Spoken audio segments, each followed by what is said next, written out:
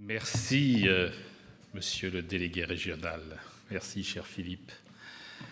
Monsieur le Président Guy Michel, je suis heureux de te retrouver aussi ici et je sais ton engagement pour l'hôpital public et ton engagement au sein de la Fédération régionale. On m'a demandé de traiter, avec un titre un peu provocateur, les GHT porteurs de parcours innovants ou nouveaux gadgets administratifs.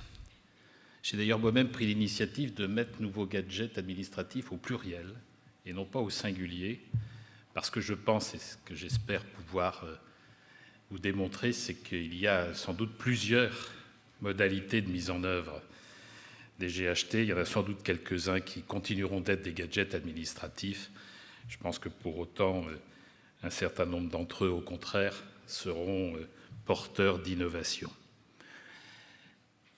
La première chose que je voudrais dire en introduisant mon propos, et je suis particulièrement heureux que Gérard Vincent soit parmi nous aujourd'hui, c'est que la démarche de groupement, elle n'est pas nouvelle, et que la démarche de groupement, je dirais même la préconisation, la volonté fortement affirmée de la Fédération hospitalière pour qu'il y ait un regroupement des hôpitaux publics, la Fédération hospitalière le porte depuis une dizaine d'années.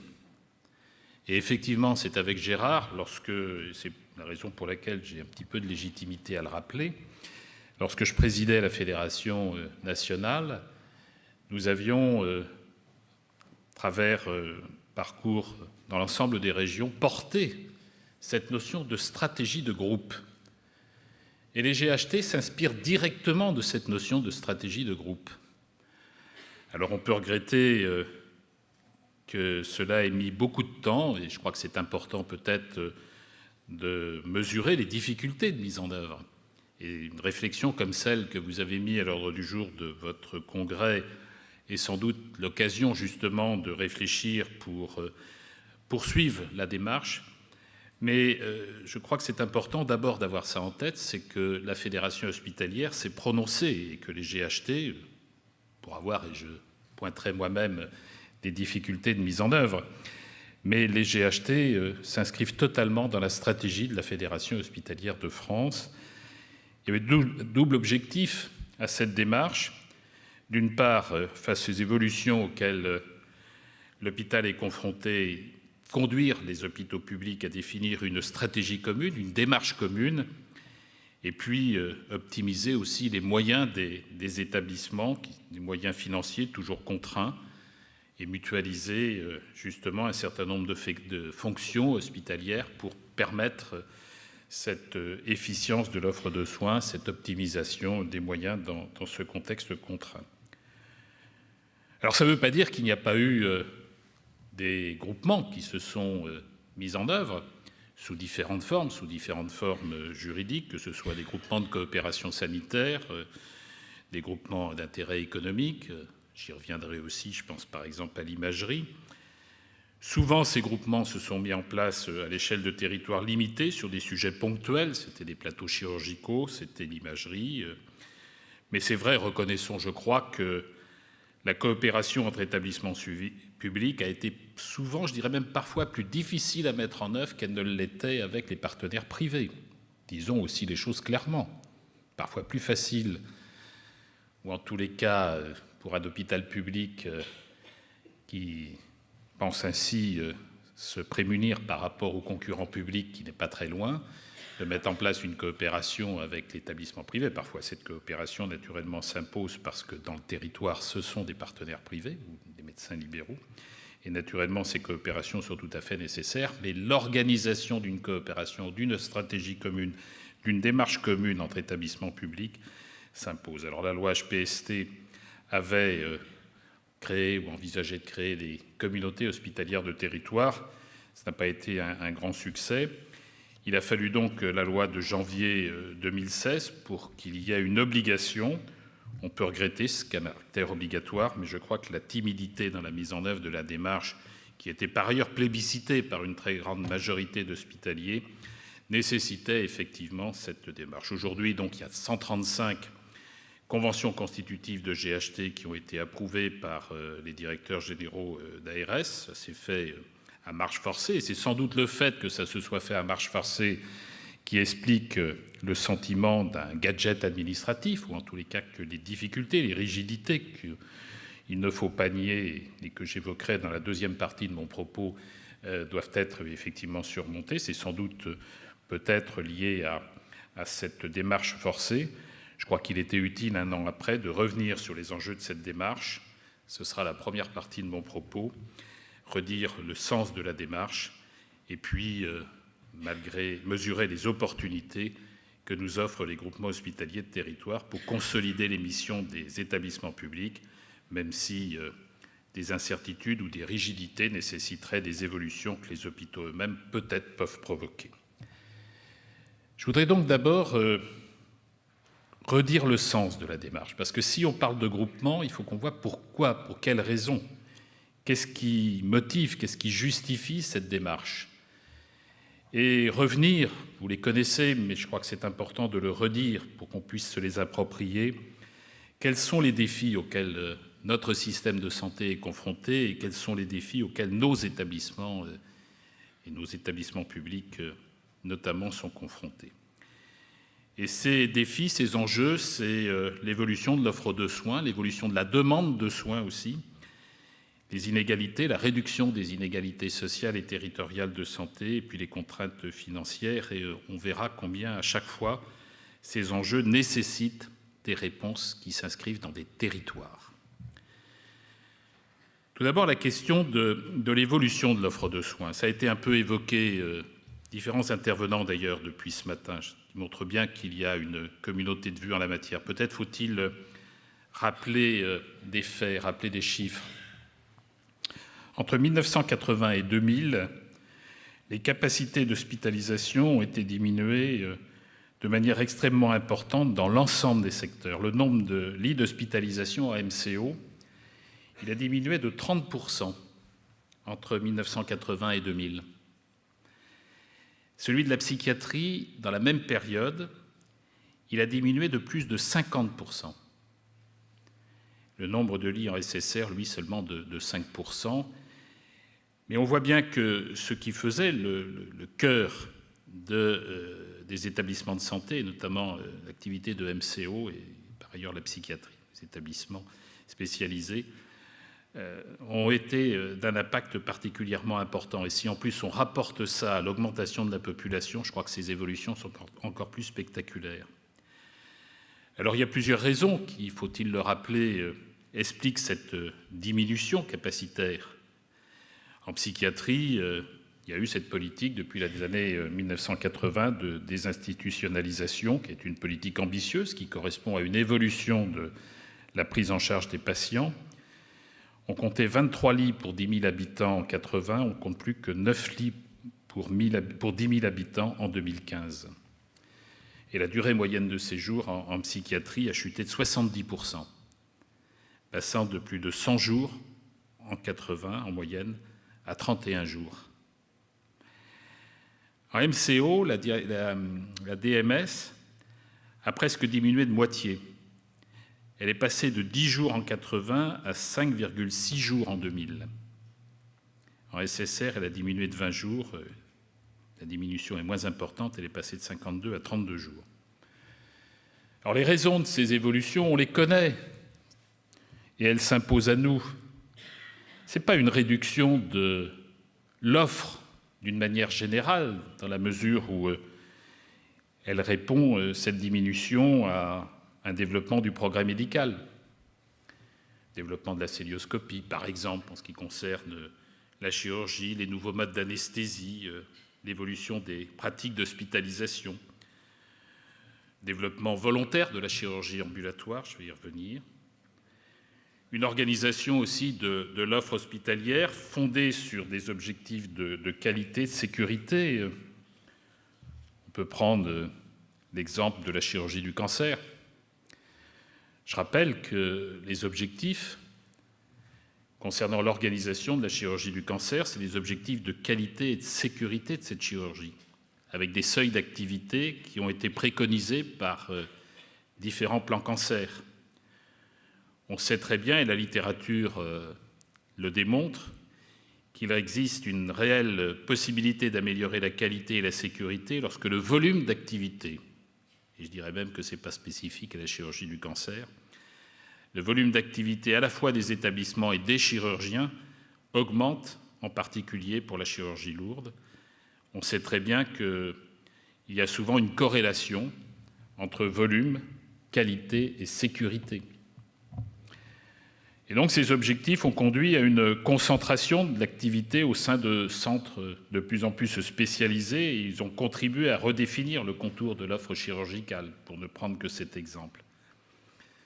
À titre d'exemple, la chirurgie du cancer du côlon est passée de 872 établissements qui assuraient cette chirurgie en 2010, il n'y a pas si longtemps, à 777, 100 établissements en moins en 5 ans, 777 en 2015, une baisse de 11% sur la seule chirurgie du côlon, à titre d'exemple. On pourrait prendre comme ça d'autres exemples.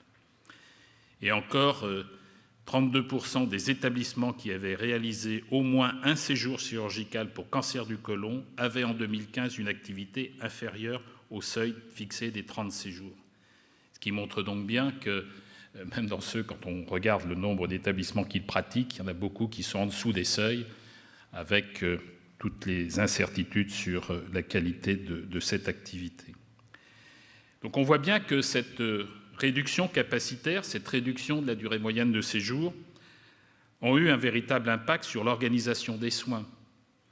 Concernant la difficulté de recruter des professionnels, et vous en savez pour un certain nombre d'entre eux quelque chose, que ce soit en anesthésie, que ce soit en chirurgie, concernant même parfois l'avenir des établissements, dans la réalité ou au moins dans la perception que la population peut en avoir lorsqu'un établissement hospitalier perd telle ou telle activité de chirurgie, c'est souvent perçu comme un affaiblissement de l'offre de soins de cet établissement. Alors peut-être ça pourrait aussi être une opportunité pour offrir justement des services nouveaux, tant l'objectif de qualité que j'évoquais tout à l'heure doit quand même être au cœur de la relation avec la population. Et donc, face à ces difficultés, la coopération s'est souvent développée entre établissements publics et privés, mais je crois qu'elle peut aussi trouver sa réponse dans un renforcement de l'offre de soins publics. Le deuxième enjeu auquel nous sommes confrontés, je le disais, c'est l'évolution de la demande de soins, ce qu'on appelle la transition épidémiologique, c'est-à-dire des maladies chroniques de plus en plus importantes, que ce soit le cancer, le diabète, les insuffisances respiratoires, insuffisances cardiaques, la santé mentale, et puis d'une population vieillissante polypathologique. Cette transition épidémiologique, elle soulève un enjeu organisationnel majeur pour notre système de santé. Cette transition épidémiologique est le résultat d'une amélioration très significative, d'une part de la santé de la population et du traitement et de la résolution d'un certain nombre de problèmes que rencontrait notre système dans la prise en charge des maladies infectieuses, un recul important des maladies infectieuses liées au progrès des conditions de vie, au traitement antibiotique, à la vaccination, même si sur ce point, sujet hautement d'actualité, il y a encore à améliorer la couverture vaccinale. Et donc on voit combien des maladies chroniques qui étaient auparavant mortelles, combien des maladies qui étaient auparavant mortelles sont devenues des maladies chroniques, c'est-à-dire des maladies dont l'évolution s'inscrit dans la durée, parfois même pour tout le reste de la vie, pour les personnes qui en sont atteintes. Et quand on regarde cette évolution conjuguée au vieillissement de la population, lui-même en partie lié aux progrès médicaux, les conséquences de cette évolution sont que l'effectif des personnes qui vivent avec une pathologie invalidante ou des séquelles chroniques d'une maladie aiguë augmente de façon constante. Ce phénomène a un impact considérable donc sur le fonctionnement et sur le financement et sur l'organisation de notre système de santé. Concernant l'organisation de notre système de santé, on voit bien que ces pathologies chroniques nécessitent des modes de prise en charge plus complexes, avec l'intervention récurrente de nombreux professionnels, de manière coordonnée sur le long terme, comme je l'évoquais tout à l'heure, alors que l'organisation historique de notre système de santé est centrée sur un modèle de prise en charge aiguë, sur un mode de prise en charge ponctuel largement hospitalier. Et donc cet écart entre l'évolution des besoins et l'organisation du système a abouti à des prises en charge qui soient moins adaptées et à des coûts non pertinents. Donc au fil des années, il est devenu évident que les évolutions requises pour le système de santé ne sauraient se limiter à des modifications à la marge des organisations existantes, mais nécessitaient une transformation plus profonde et structurante. Alors, la première de ces transformations, c'est la prévention. On sait très bien que ces maladies chroniques peuvent être retardées lorsque c'est possible, lorsqu'on met en œuvre des politiques de prévention. Et la seconde évolution consiste à redéfinir la façon dont les soins sont consommés par les patients et produits par les organisations et les professionnels. Et c'est dans cette logique que s'inscrit donc ce virage ambulatoire. Ce virage ambulatoire, son objectif, il est double. D'une part, il s'agit de promouvoir des modes de prise en charge qui soient plus adaptés à la pathologie chronique. Quand il y a une prise en charge au long cours, voire même tout au long de la vie, on ne peut pas imaginer que cette prise en charge se fasse majoritairement à l'hôpital, disons les choses clairement. L'hôpital est un acteur, mais la majeure partie de la prise en charge se fera effectivement au domicile du patient, dans son environnement habituel de vie. Et puis d'autre part, ce virage ambulatoire a aussi l'objectif, disons-le clairement, d'assurer une maîtrise, voire une diminution des coûts moyens de prise en charge, de manière à absorber l'augmentation des effectifs des patients chroniques, tout en maîtrisant l'évolution des dépenses. Mais le virage ambulatoire, ce n'est pas seulement changer l'organisation hospitalière pour prendre des patients en hôpital de jour. Ça peut être ça, mais ce n'est pas uniquement ça. Le virage ambulatoire, c'est l'organisation de la prise en charge en ville ou à domicile des situations complexes et lourdes, qui auparavant étaient prises en charge en milieu hospitalier.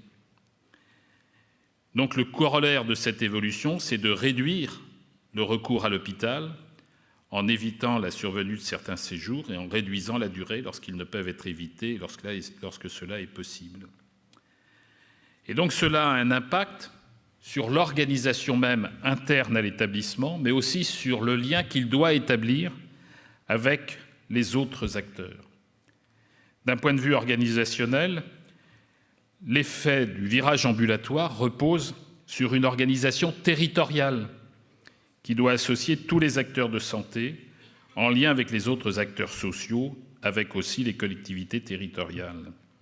La prise en charge des malades chroniques et des personnes âgées polypathologiques nécessite donc une organisation graduée entre les établissements de santé en lien avec les autres acteurs. Et j'aurai l'occasion d'y revenir à propos du projet médical. Troisième enjeu, les inégalités sociales et territoriales de santé. On a un système de santé, on a cette chance, qui est globalement bon, mais qui se traduit par de fortes inégalités. Des inégalités sociales. On sait qu'un ouvrier à 35 ans a une espérance de vie inférieure de 2,1 années par rapport à l'espérance de vie moyenne des hommes, tandis que les cadres ont une espérance de vie à 35 ans supérieure de 4,4 années par rapport à la moyenne. On pourrait regarder l'écart de mortalité entre un travailleur manuel et un travailleur non manuel. La France a le taux le plus élevé d'écart. Mortalité prématurée touche en plus grand nombre les ouvriers. Entre 2000 et 2008, 19% des personnes décédées âgées de 35 à 64 ans étaient des ouvriers, alors que 18% seulement étaient les seulement, passez-moi cette expression, mais c'était des employés, 9% des cadres. Mais ces inégalités sociales sont souvent corrélées avec des inégalités territoriales. Le niveau de mortalité prématurée varie en effet beaucoup selon les régions, selon les villes, selon les quartiers.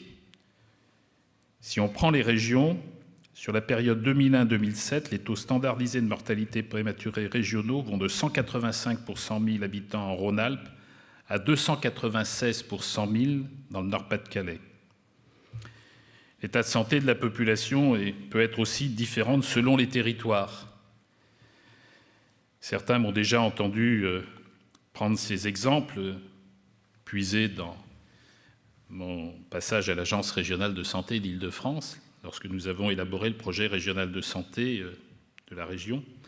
Nous avions mis en évidence que sur la ligne 13 du métro, qui traverse Paris, enfin du nord de Paris jusqu'au sud, l'écart de l'espérance de vie est de 4 ans, selon le lieu où vous êtes domicilié sur la ligne 13 du métro. Autre exemple qui fait le lien entre les inégalités sociales et les inégalités territoriales, lorsque nous avions commencé à travailler pour élaborer un parcours de santé du diabète de type 2, nous avions d'abord commencé par regarder les territoires dans lesquels il y avait une prévalence du diabète de type 2. Et lorsqu'on établit la cartographie en Île-de-France, et on pourrait tout à fait trouver des exemples comparables dans d'autres régions, la cartographie de la prévalence du diabète de type 2 était immédiatement superposable avec les territoires dans lesquels l'indice de développement humain était le plus faible. Donc on voit bien que si on veut réduire ces inégalités sociales et territoriales de santé, qui est un des objectifs affirmés il y a quelques jours par la ministre dans la stratégie nationale de santé, il nous est impératif d'avoir un focus territorial. On ne peut pas parler, y compris de prévention par exemple, sans doute que c'est utile qu'il y ait des messages qui soient lancés nationalement, mais l'efficacité de la prévention, elle est à mesurer à l'aune de l'organisation territoriale, en fonction des types de populations en lien avec les acteurs locaux. Et si on veut traiter la question de l'organisation de l'offre de soins, il faut aussi que l'on puisse aborder ces questions à l'échelle des territoires. On ne pourra donc réduire ces inégalités sociales et territoriales que si on cible ces actions, si les acteurs territoriaux ne se réunissent pas pour identifier l'état de santé des populations et s'organiser au niveau de ces territoires pour y répondre. La quatrième contrainte, le quatrième enjeu, c'est naturellement l'enjeu financier. Il n'est pas mince. La maîtrise des dépenses, elle s'impose. Faut-il rappeler qu'elle s'impose pour garantir la survie de notre système de protection sociale, qui est fondé sur la solidarité nationale. Mais la maîtrise, ça ne veut pas dire diminution des dépenses. Globalement, je rappellerai que l'objectif national des dépenses d'assurance maladie progresse chaque année, et quand on regarde la consommation de soins et de biens médicaux, je regardais avant la publication de la Commission des comptes de la santé hier, je n'ai donc pas regardé le dernier rapport, mais celui qui reprend les chiffres de 2016, la consommation de soins et de biens médicaux progressait au début des années 2000 de l'ordre de 5 à 6% par an. En 2015, la consommation de soins et de biens médicaux, dont je le rappelle qu'elle est financée à près de 77% par la sécurité sociale, qui est donc un des enjeux importants pour notre système de solidarité nationale, a considérablement diminué. Depuis 2008, les dépenses globales de santé progressent moins vite, donc. Et la progression actuelle de la consommation de biens est généralement comprise, et c'était notamment les chiffres de 2015, donc entre 2 et 3%, alors que, je le répète, elles étaient de l'ordre de 5 à 6% au début des années 2000. Et au sein de ces dépenses, les dépenses hospitalières continuent de progresser, mais beaucoup moins rapidement que les autres secteurs, ce qui n'est pas anormal au regard de ce que j'indiquais tout à l'heure sur l'évolution de la prise en charge. Donc si on veut faire face à cette contrainte budgétaire, à cette contrainte économique, il est nécessaire de rechercher une efficience au sein de nos établissements, et notamment dans les fonctions logistiques et administratives, si on ne veut pas trop pénaliser l'organisation de l'offre de soins, d'où la nécessité de mutualiser entre établissements certaines fonctions. L'ensemble de ces enjeux, je l'ai dit à chaque fois, nécessite une réponse qui soit donc populationnelle, qui soit territoriale et qui soit de service public, qu'il le soit pour l'organisation de l'offre de soins, qu'il le soit pour réduire les inégalités sociales et territoriales, qu'il le soit pour optimiser les moyens dont disposent les établissements.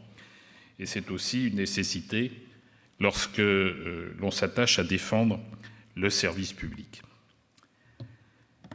Ceci étant, il est vrai que, tels qu'ils ont été conçus, tels qu'ils résultent de la loi de 2016, les GHT présentent des rigidités. Je crois qu'il faut les identifier si on veut s'en accommoder. Mais pour autant, ils présentent aussi, par certains aspects, des opportunités d'innovation si on sait les saisir. Alors regardons un certain nombre de questions auxquelles nous sommes confrontés lorsque l'on s'inscrit dans cette démarche de regroupement au niveau territorial, après que j'ai donc indiqué quels en étaient les objectifs, quelles en étaient les motivations. La question du périmètre des groupements, il est très variable. De 3 à 4 établissements couvrant un territoire d'une centaine de milliers d'habitants pour les plus petits GHT, à plus de 18 établissements couvrant plusieurs départements pour le plus grand. Je crois que le plus grand, c'est l'ex-région Limousin, qui comprend, le même GHT comprend les 4 départements de l'ex-région du Limousin. Alors ça peut se comprendre, on voit bien dans un territoire qui est en effet un territoire dans lequel l'organisation de l'offre est particulièrement complexe et difficile. La moyenne se situe à l'échelle départementale. Ça a sans doute été, et je ne porte pas d'appréciation sur les choix qui ont été faits dans les Pays de la Loire, ça a peut-être été la facilité qu'a conduit les agences régionales à choisir ce périmètre. Je crois que ce n'est pas faire offense aux agences que d'affirmer que pour plusieurs GHT, le périmètre n'est pas adapté.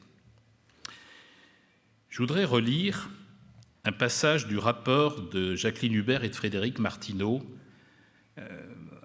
dans leur rapport final sur les GHT de février 2016.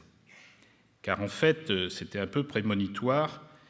Ils pointaient justement la difficulté de l'exercice et l'équilibre qu'il fallait trouver. Voilà ce qu'ils écrivaient. « Mettre en place des GHT de grande taille est pourtant porteur de risques. Le premier risque est de conduire à des groupements n'ayant pas les mêmes responsabilités et identités territoriales, car ne prenant pas en charge la même patientèle. L'élaboration du projet médical partagé sera alors un exercice qui ressemblera plus à la somme des projets de chaque établissement qu'à un projet mutualisé de prise en charge d'un bassin de vie. Le deuxième risque est de conduire à des GHT trop lourds à gouverner, car rassemblant un trop grand nombre d'établissements, les mutualisations nécessaires à la mise en œuvre du projet médical partagé n'en seront que plus complexes. La convergence des systèmes d'information, la gestion de l'information médicale, etc. Au total, un périmètre trop large peut engendrer le risque de créer des coquilles vides ou des coopérations très ponctuelles sur une activité sans convergence des infrastructures. À l'inverse, mettre en place de trop petits GHT présente le risque de passer à côté de l'objectif de gradation des soins, sans intégration d'un recours et en se limitant à une offre de proximité. Les GHT ne répondront alors plus à l'objectif d'égalité d'accès à des soins sécurisés et de qualité. Les mutualisations seront également plus difficiles et moins profitables compte tenu d'une part du potentiel d'économie d'échelle et d'autre part de l'existence d'une expertise confirmée. Je disais que c'était des propos sans doute prémonitoires. Nous n'avons échappé ni au risque du trop petit, ni surtout au risque du trop grand. Nous pouvons citer plusieurs GHT que la taille handicape et interdit la mise en œuvre d'un projet médical cohérent, qui soit un projet médical fédérateur ou tout simplement réalisable, je dirais, paraphrasant le poète, que les ailes de géant les empêchent de marcher. Donc la révision de leur périmètre devrait s'imposer, au moins pour quelques GHT, sauf à vider de son sens le groupement et scléroser des perspectives d'évolution de ces établissements. J'ai cru comprendre que ce n'était pas dans les intentions immédiates du ministère. Il sera en tout état de cause nécessaire que les territoires de GHT soient bien articulés avec les territoires de démocratie sanitaire que les ARS délimitent pour mettre en œuvre le projet régional de santé. Et cette articulation, il n'est pas toujours possible avec des GHT trop grands, dans la préparation du projet régional de santé, je crois qu'il y aura sans doute là la possibilité de retrouver des éléments de dialogue avec les ARS pour qu'il y ait cette bonne articulation dans le cadre de la préparation de la définition des périmètres des territoires de démocratie sanitaire.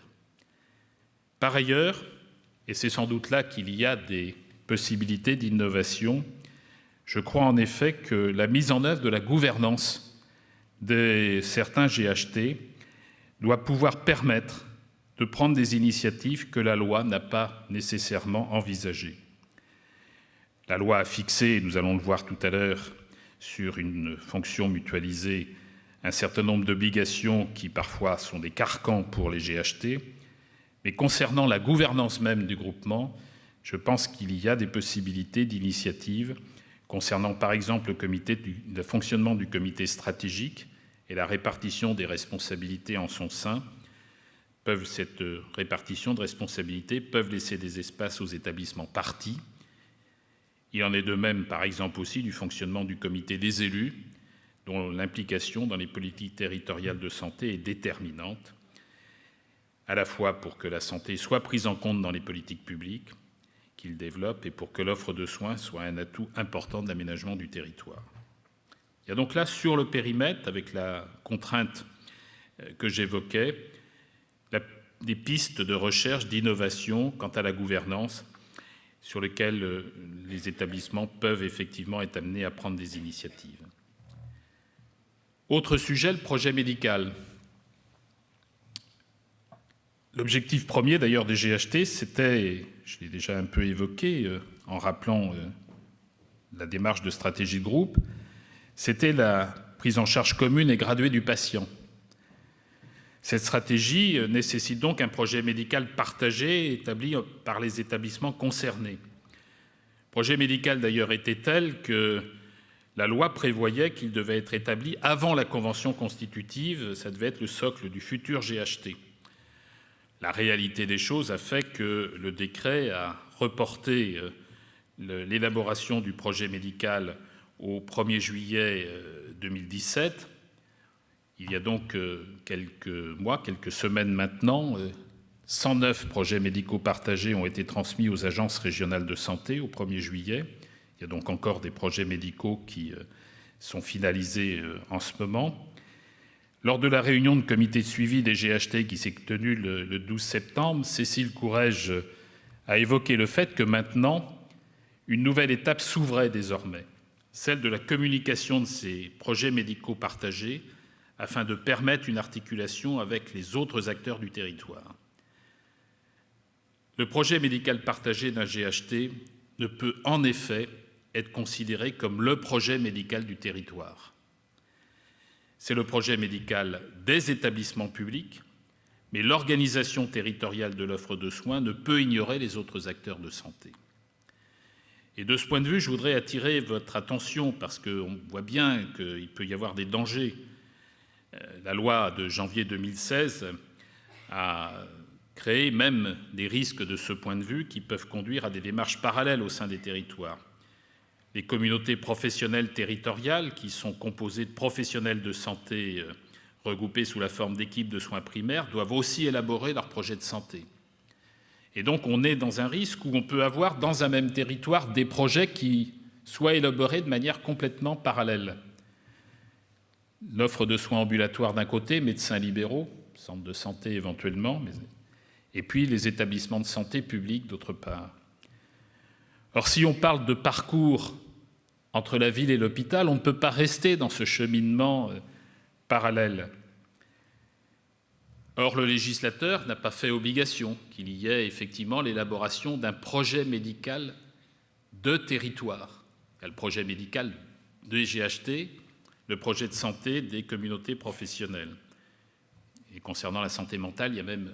Là, par contre, le législateur a prévu un projet de santé mentale, un projet territorial de santé mentale.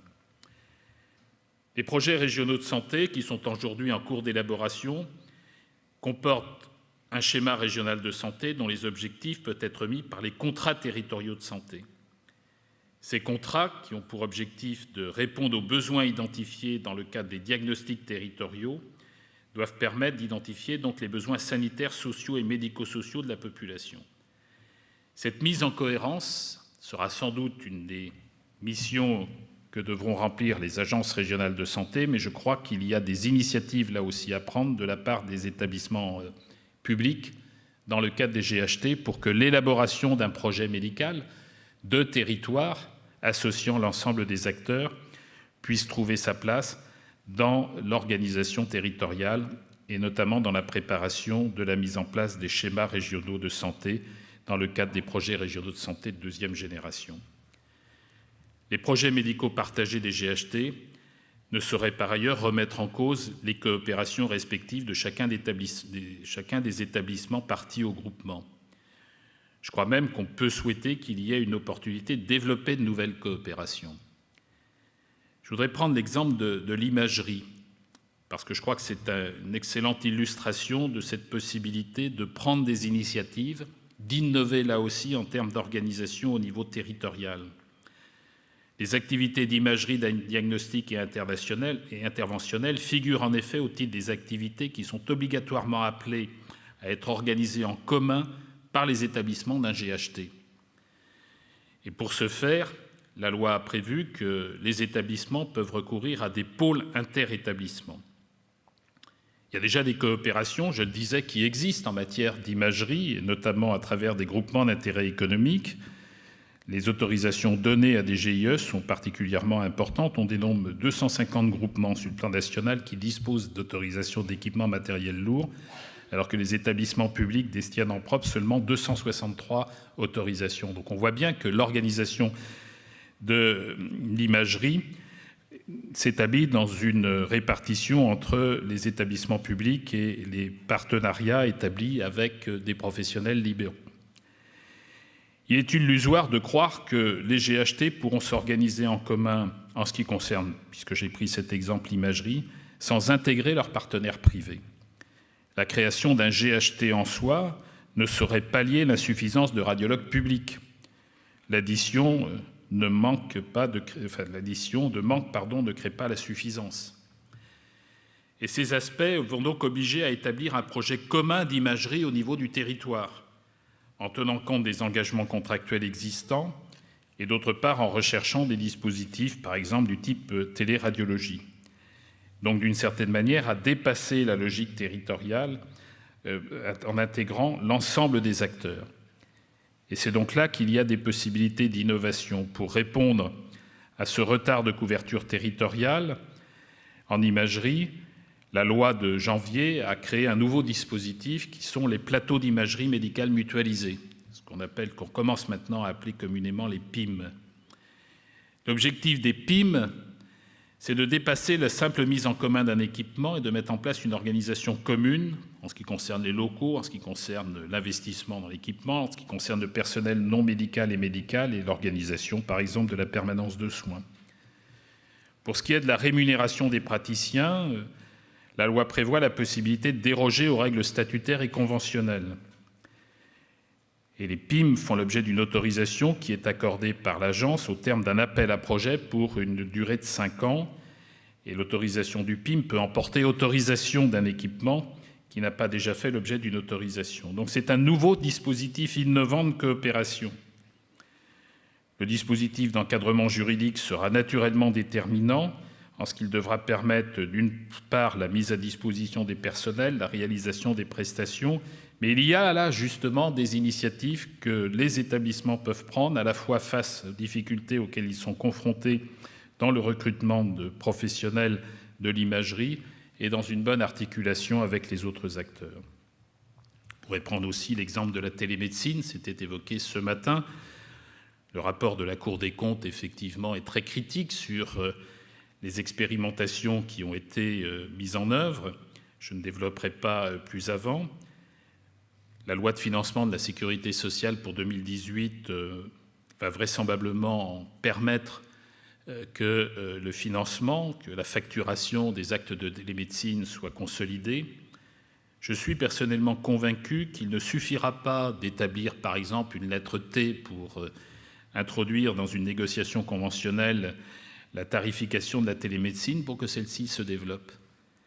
Je suis personnellement convaincu que le développement de la télémédecine, que ce soit sous la forme de téléconsultation, de téléexpertise, de télésurveillance, ne prendra son essor que si cette technologie s'inscrit dans une démarche territoriale, si elle doit s'inscrire dans une démarche de structuration de l'offre de soins.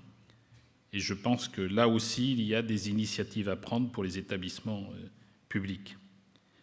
Le pari donc des GHT ne doit pas être celui du repli sur soi du secteur public sur lui-même au prix d'un hospitalocentrisme d'un autre temps qui est coûteux, qui est inefficace, mais s'insérer dans une dynamique territoriale avec tous les acteurs sanitaires et médico-sociaux.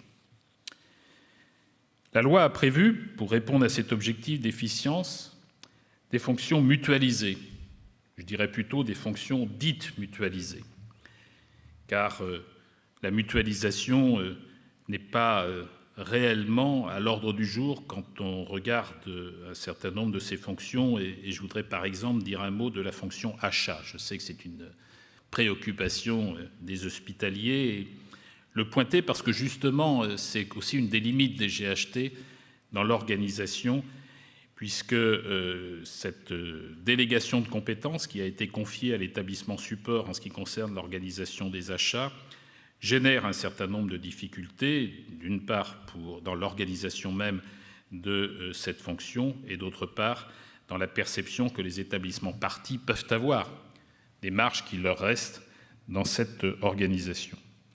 Chacun s'accorde en effet souligner les difficultés, la complexité et les difficultés de la mise en œuvre, puisque la délégation, elle est légale, elle ne se discute pas, là on n'a pas de marge de manœuvre, et la délégation de compétences transfère la responsabilité entière de la fonction à l'établissement support. Il ne peut donc y avoir de mode intermédiaire qui pourrait être juridiquement opposable, autorisant l'établissement partie à être associé à son accomplissement.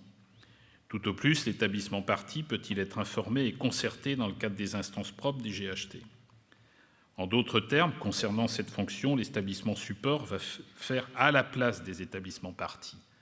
Et si je disais tout à l'heure qu'en termes de gouvernance, face par exemple à des groupements un peu trop importants, il était possible d'innover en matière de gouvernance, notamment au sein du comité stratégique, il est vrai que sur la mise en place de cette fonction, par exemple, et qui est celle qui est sans doute la plus problématique, les autres fonctions aussi, les marges d'innovation, par contre, ne sont pas très importantes, ne sont même sans doute pas possibles. Dans la fonction achat, seule habilité à signer les marchés au premier euro, c'est le directeur de l'établissement support. Alors peut-il, pour des raisons pratiques, déléguer au directeur de l'établissement partie la signature de certains marchés, par exemple pour les marchés les plus faibles? Malheureusement, non. Il ne lui est pas permis de déléguer sa signature, sauf à un agent qui serait dans son propre établissement ou qui serait mis à la disposition de l'établissement support par les établissements parties. Ce qui pose un certain nombre d'ailleurs de difficultés quant à la responsabilité de l'établissement support. Je ne voudrais pas trop inquiéter les chefs d'établissement support ici, donc je ne développerai pas davantage. L'examen quand même de cette situation nous permet de nous interroger sur l'ambiguïté et la confusion qui résulte de ce texte législatif sur ce point, dans la mesure où le législateur s'est arrêté au milieu du gué. Il n'a pas voulu aller jusqu'à la fusion des établissements. Est-ce qu'il est possible d'avoir des modifications législatives, une souplesse du dispositif? C'est sans doute souhaitable et il y a là, de ce point de vue, je sais, un travail qui est fait, y compris la Fédération hospitalière sur le plan national, ne manque pas de porter cette question. Est-ce que face à cette situation, faut-il franchir le Rubicon, s'engager dans un processus accéléré vers la fusion? Je ne crois pas en tous les cas que ça puisse être une démarche générale. On voit que la démarche de GHT a conduit dans certaines situations les différents acteurs à accélérer des coopérations, voire même une fusion qui était sous-jacente auparavant. Elle ne s'était pas faite parce qu'il n'y avait peut-être pas eu ce déclic que le groupement hospitalier de territoire a permis. Mais il serait sans doute absurde d'imaginer que l'ensemble des GHT doivent conduire à cette démarche. il y a des situations différentes selon les territoires, il y a des situations différentes selon les groupements. Et s'il devait y avoir effectivement une modification législative, elle devrait permettre que certains établissements, certains groupements puissent effectivement aller vers la fusion, mais qu'on puisse aller vers d'autres modes d'organisation en déléguant à l'établissement support, comme c'est par exemple le cas dans d'autres types de coopération, de recourir à des conventions de partenariat ou de pouvoir doter le GHT de la personnalité morale publique, ce qui n'avait pas été prévu par le législateur, mais qu'il faudra peut-être remettre en chantier. Il est heureusement des fonctions mutualisées qui, quel que soit le mode de gouvernance, représentent un défi colossal. Je voudrais dire un mot du numérique. Le décret d'avril 2016 renvoie au 1er janvier 2021 la mise en place d'un système d'information hospitalier convergent. Le schéma directeur du système d'information des GHT doit être préparé à compter du 1er janvier prochain, donc c'est maintenant quand même un sujet qui devient un sujet d'actualité après l'élaboration des projets médicaux partagés. Au cours de ces dernières années, les différents établissements ont développé leur propre système d'information en toute autonomie. Et je sais combien la question des systèmes d'information est un sujet sensible aujourd'hui entre les établissements. Mais si on veut répondre aux besoins d'organisation des parcours de soins des patients, chaque établissement doit pouvoir être en mesure de partager des données, de les stocker de manière sécurisée et toujours plus enrichie. Le volet numérique du GHT apparaît donc comme une condition évidente de la lisibilité de l'offre de soins, d'une meilleure gestion des flux des demandes et de la réduction des redondances. Et donc il y a de ce point de vue aussi des initiatives innovantes à prendre quant à l'organisation de la transmission de ces données, la création d'un dossier patient unique au niveau du territoire est sans doute la première priorité à envisager pour que partout dans le bassin, quand un patient se présente devant un professionnel de santé, celui-ci puisse l'identifier sans erreur et accéder à ces données. Et puis, pour réussir aussi, les établissements devront converger vers un identifiant patient normalisé.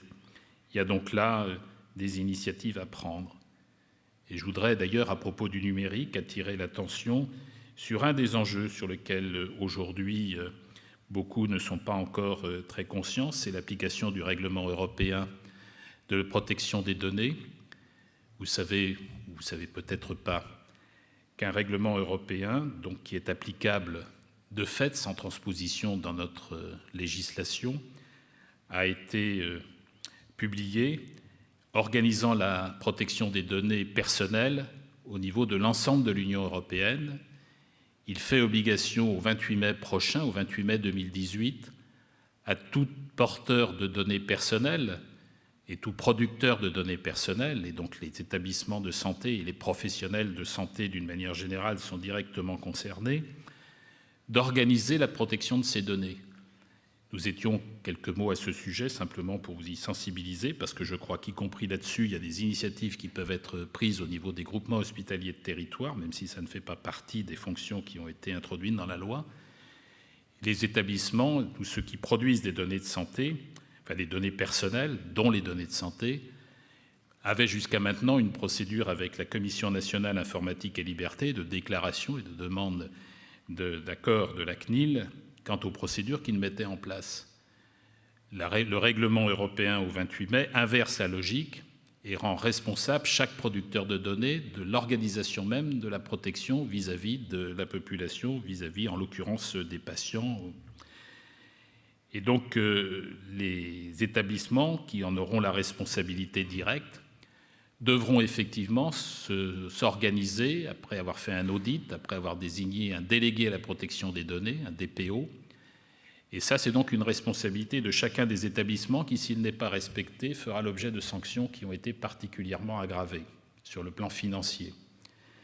J'invite donc chacun des établissements à prendre conscience de cette obligation réglementaire qui s'inscrit là aussi dans une démarche, je rappelais qu'elle était européenne, dans une démarche de service aux personnes que vous recevez dans les établissements, qui est la protection de leurs données. Chacun sait combien cette protection est particulièrement souhaitée par chaque citoyen.